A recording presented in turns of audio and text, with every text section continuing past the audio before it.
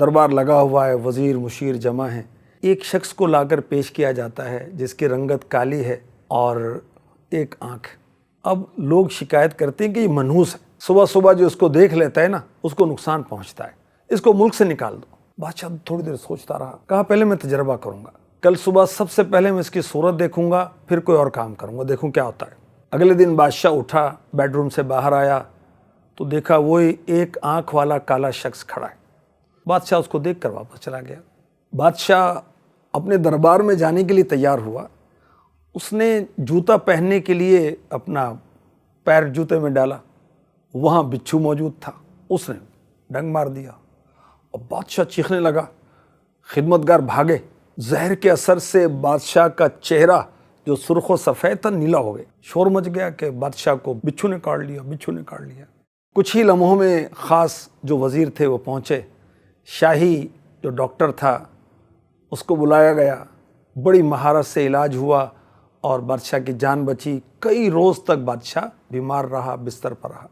طبیعت سنبھلی، اب دربار میں بیٹھا تو ایک آنکھ والا آدمی پھر پیش کیا گیا تاکہ اس کو اب سزا سنائی جائے۔ شکایت کرنے والوں کو کہنا تھا کہ اب آپ نے تجربہ کر لیا، یہ منحوس ہے۔ اب وہ شخص جس کو منحوس سمجھا جا رہا تھا، ایک آنکھ والا جو سیاہ فام تھا، وہ رونے لگا کہ فریاد ہے مجھے میرے وطن سے نہ نکالا جائے۔ ایک وزیر کو رحم آیا، اس نے بادشاہ سے اجازت چاہی کہ حضور کچھ عرض کرنا چاہتا ہوں۔ بادشاہ نے کہا کہیے۔